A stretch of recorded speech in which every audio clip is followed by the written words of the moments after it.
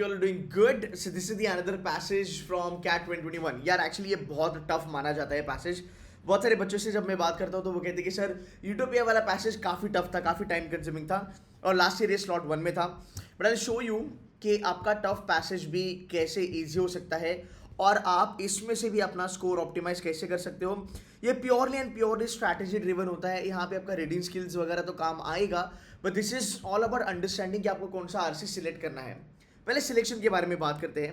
अगर हम सिलेक्शन के बारे में थोड़ा सा बात करें, सो even if I just look at this entire reading comprehension, number 1 अगर मैं इसको देखने जाऊँ पहली बात तो आप देखोगे क्वेश्चन नंबर 1 से which sequence of words below best captures the narrative of the passage. आपको इसको रीड करना पड़ेगा, ठीक है. All of the following statements can be inferred from the passage except, right. फिर हम चलेंगे all of the following arguments made in the passage except, right. And number 4, so this number 4 is the question characteristics of utopian society, right. तो अगर आप यहाँ पे देखते हो आपको पता चलेगा कि यार इसमें से तो अगर आप देखोगे तो 2 क्वेश्चन जो है वो एक्सेप्ट वाले हैं जो काफ़ी डरावने होते हैं, काफ़ी टफ होते हैं, बिकॉज उसके लिए डिटेल्ड रीडिंग काफ़ी ज़रूरी होती है. नंबर 2 यहाँ सीक्वेंस का बारे में पूछा गया है. सीक्वेंस जानने के लिए भी आपको हर एक पैराग्राफ पढ़ना पड़ेगा. एट नंबर 3 आपको कैरेक्टरिस्टिक्स ऑफ यूटोपियन सोसाइटी बोला गया है तो भी आपको सबसे ज़्यादा रीड करना पड़ेगा because you need to understand the characteristic of utopian society. Now इसमें I tell you the best thing यहाँ पे क्या होती है. अगर आपको ये आरसी उठाना है या नहीं उठाना है, इसके 2-3 चेक पॉइंट है जो आपको जानना काफ़ी ज़रूरी है. I will walk you through one by one. थोड़ा ध्यान से सुन लेना, ये काफ़ी आपको हेल्प करेगा. देखो अगर मैं ये क्वेश्चन नंबर 1 को अगर छोड़ देता हूँ, ठीक है, इसको कैसे करते हैं मैं आपको बता दूंगा. अगर मैं बात करूँ सबसे पहली चीज़ क्वेश्चन नंबर 4 से कैरेक्टरिस्टिक ऑफ यूटोपियन सोसाइटी. इसका मतलब ऑलवेज रिमेंबर अगर किसी क्वेश्चन में हमें ये पूछा जाता है characteristic of XYZ, you know फलाना वालाना जो भी है, always remember that is the most important question. Because आपका जो रीडिंग कॉम्प्रिहेंशन होता है, इस रीडिंग कॉम्प्रिहेंशन में हमारे पास 3 से 4 पैराग्राफ दिए गए हैं. बट ऑलवेज रिमेंबर तुम्हारे जो क्वेश्चंस होते हैं वो तुम्हारे पैराग्राफ की इंपॉर्टेंट कंसेप्ट पे ही पूछे जाते हैं. ऐसा कभी नहीं होगा कि तुम्हारा आरसी एक लेवल पे है और क्वेश्चन किसी और लेवल पे पूछे गए हैं, या फिर ऐसा कभी नहीं होगा कि तुम्हारे आरसी में जो लिस्ट इंपॉर्टेंट पॉइंट्स है उसके ऊपर क्वेश्चंस पूछे जाएंगे. बिकॉज यार कैट में जो आरसी आता है 3 से 4 क्वेश्चंस पूछे जाते हैं मेरे ख्याल से पर आरसी. 2017-18 का पैटर्न अगर आप देखोगे तो वहाँ पे मेरे ख्याल से 6 क्वेश्चन वाला आरसी भी आता था. सो पहली चीज़ आपको ये समझनी है कि यार ये यूटोपियन सोसाइटी के ऊपर पैराग्राफ बेस्ड है. इसको आप थोड़ा बहुत रिकन्फर्म भी कर सकते हो. अगर आप थोड़ा नीचे चलोगे या अगर आप थोड़ा सा ऑप्शंस देखोगे जो हम मोस्ट ऑफ द टाइम नहीं देखते हैं, आप यहाँ पे देखोगे आपको काफ़ी बार यूटोपिया ना रिपीट होते हुए दिखेगा. गाइस ये ना एक फंडा है, ये एक स्ट्रैटेजी है जहाँ पे आपको ये पता चलेगा कि आरसी लेना ज़रूरी है या नहीं लेना ज़रूरी है. फॉर एग्जाम्पल कभी कभी आरसी में बहुत सारे पॉइंटर्स आते हैं. सो एक आरसी में 3 से 4 तरीके की कंसेप्ट या 3 से 4 तरीके की चीज़ों के बारे में बात करा होता है. अगर वो करने जाए तो काफ़ी टफ होता है बिकॉज वहाँ पे रीडिंग बहुत ज़्यादा ज़रूरी होती है. बट अगर मैं यहाँ पे चलूँ, अगर मैं बस यहाँ पे देखूँ कि यार यहाँ पे बेसिकली क्या चल रहा है, तो मुझे दिखता है कि हर एक क्वेश्चन के ऑप्शन में यूटोपिया करके मेंशन करा है. इसका मतलब ये जो रीडिंग कॉम्प्रिहेंशन है it has a single main idea. हाँ, it has a single main idea, मतलब एक ही पॉइंट पे, एक ही टॉपिक पे पूरा का पूरा आरसी आपको दिया गया है.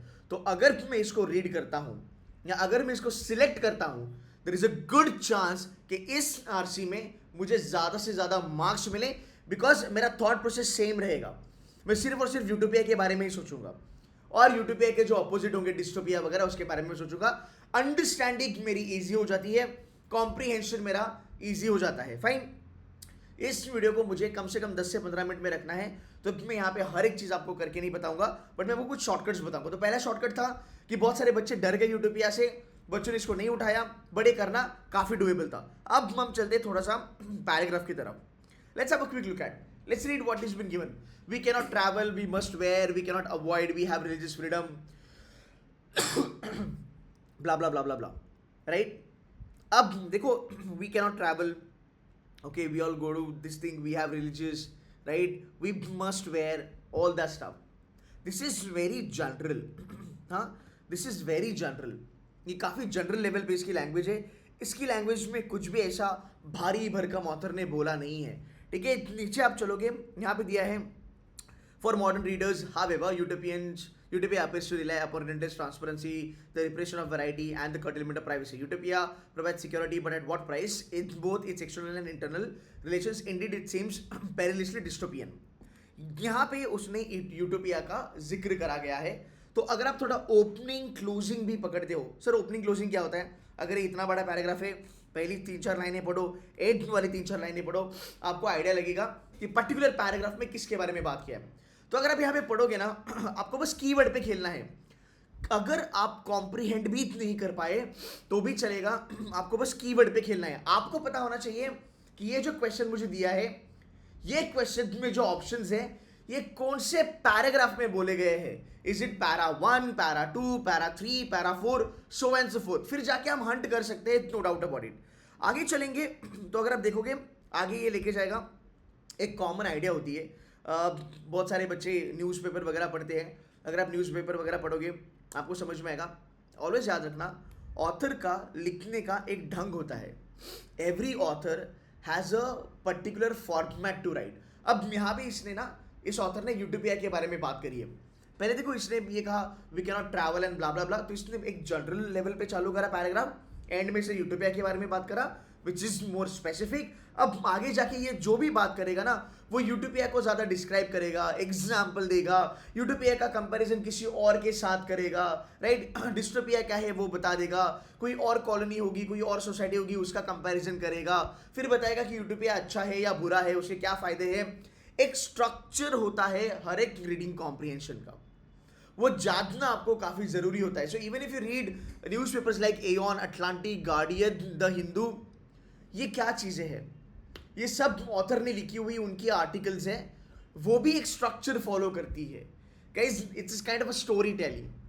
आई hope you are able to understand कि कोई भी ऑथर फॉर्मेट से तो बाहर नहीं जाएगा.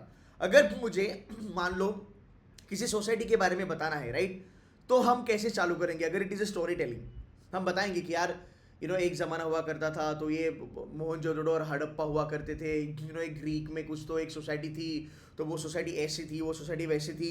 उस सोसाइटी के साथ ना 3-4 और अलग अलग सोसाइटीज़ हुआ करते थे, उनमें ये अच्छी बात थी, इसमें ये चीज़ें अच्छी नहीं थी.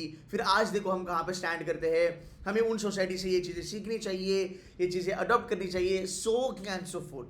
सो ऑलवेज रिमेंबर, एक ऑथर का लिखने का तरीका ऑलवेज सेम होता है. और जो मैं कहता हूँ हर बार कि language is made up of grammar and vocabulary basically, right. तो ये दो चीज़ें आपको पकड़ के चलनी है. तो अगर आप ये देखोगे, अगर आप यहाँ पे थोड़ा सा, अगर आप ओपनिंग क्लोजिंग भी करते हो, आपको काफ़ी चीज़ें यहाँ पे समझ में आएगी. अगर मैं सेकंड पैराग्राफ पढ़ने की कोशिश करता हूँ, such a conclusion might be fortified by examining selective. अच्छा, such a conclusion might be fortified. अब सच अ कंक्लूजन बोला है ना, इसका मतलब ये कंक्लूजन कहाँ दिया है? यहाँ पे दिया है. Okay, such, it is one of the key word by the way, right. ये हमने पढ़ लिया. आगे दिखा है, this often portray societies where it would be almost impossible for man to be deprived or wicked, whatever it is, right. देखो simple सी बात है, ये बंदा अब सोसाइटीज के बारे में ही बात करेगा. नीचे चलेंगे, एंड में अगर हम बात करेंगे, ओके,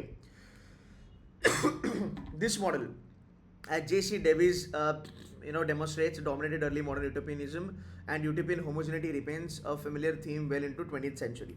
Again यूटोपिया के बारे में बात कर रहे हैं. ओपनिंग क्लोजिंग क्यों करते हैं हम? अच्छा, मैं आपको एक छोटा सा बेसिक बताता हूँ. हम पैराग्राफ क्यों यूज़ करते हैं हमारे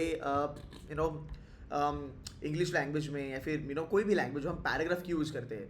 हमें स्कूल में पढ़ाया गया है, पैराग्राफ तभी बनाया जाता है जब कोई न्यू आइडिया ऑथर चालू करना चाहता है, जब कोई न्यू टॉपिक ऑथर बताना चाहता है, तब एक पैराग्राफ आता है. या फिर पुरानी जो आइडिया है उसका कंटिन्यूएशन करना है, तो हमें ऑथर एक नया पैराग्राफ सजेस्ट करता है. सो ऑलवेज रिमेंबर, अगर आप पैराग्राफ का ओपनिंग और क्लोजिंग पढ़ते हो, आपको आइडिया आएगी कि इस पर्टिकुलर पैराग्राफ में किस चीज़ का बात करा है, राइट. आगे चलेंगे.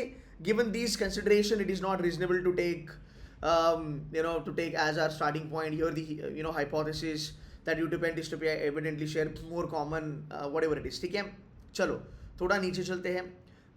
यहाँ से चालू करेंगे.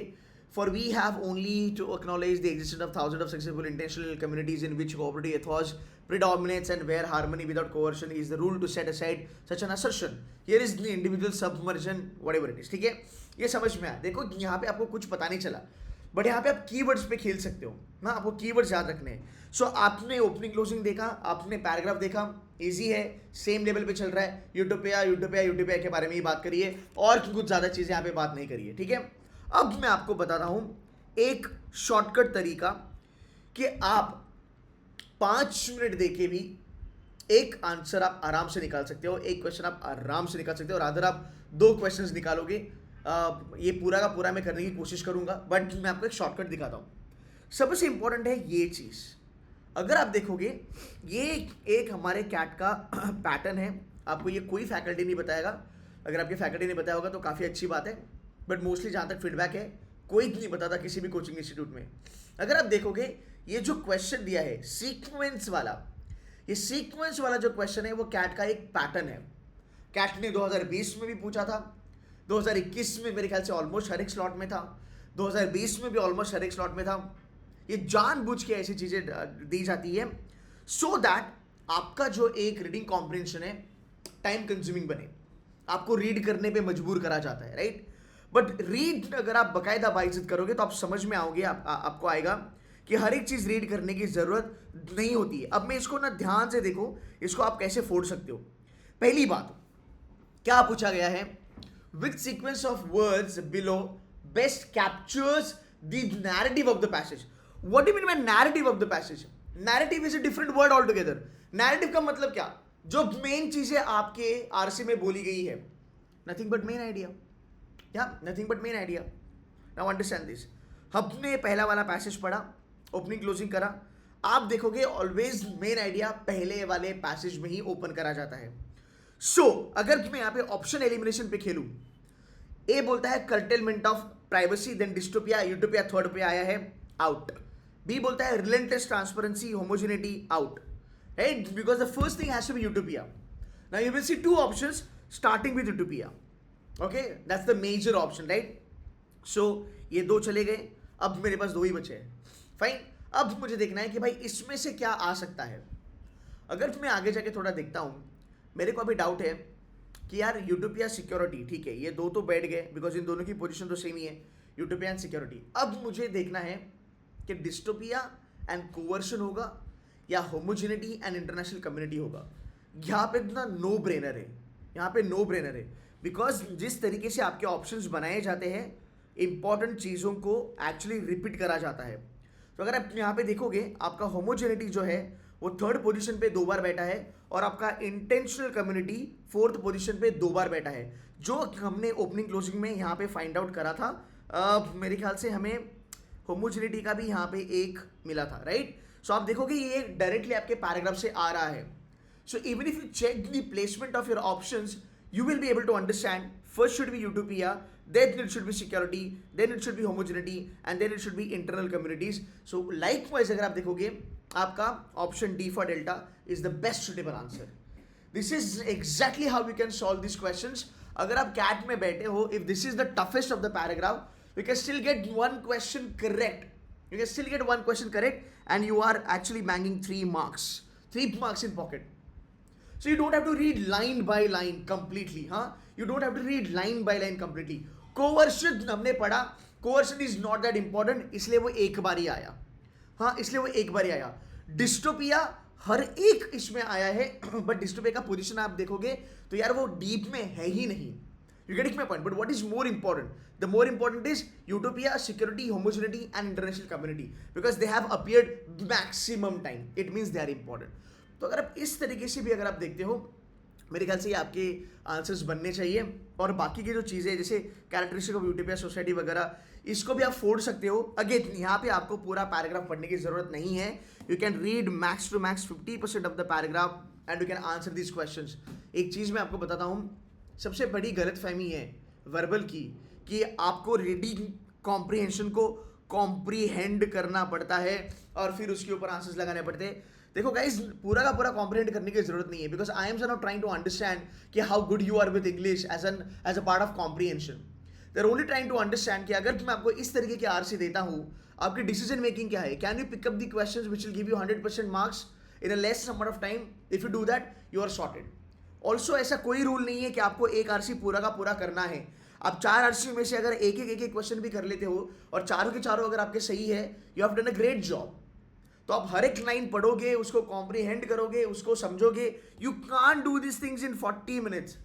मे बी आपका फैकल्टी करता होगा आपके क्लासरूम में, मे बी सेशंस में, हर एक लाइन को डिकोड करके आपको बता रहे हैं। But just ask them a question कि अगर आप मुझे हर एक लाइन डिकोड करके बता रहे हो और हर एक लाइन का अगर आप मुझे मतलब समझा रहे हो, ये मैं डी डे पे कैसे करूंगा जब मेरे पास 40 मिनट है और मेरे को 8 क्वेश्चन वर्बल एबिलिटी के करने हैं और मेरे को 4 रीडिंग कॉम्प्रिहेंशन भी करने हैं। And that is where exactly your strategies come into picture. It is not important how do you read, it is very important what you read. From the RC, what you read. That's the most important thing. And whatever you read, na, on the basis of that, how do you mark your questions with 100% accuracy? अगर ये समझ में आ गया आपको, you are sorted. Likewise, मैंने बहुत सारी चीज़ें करी है। मेरे verbal workshop जो S99 है, that is the best thing that you can have. One of the best program in the country for verbal.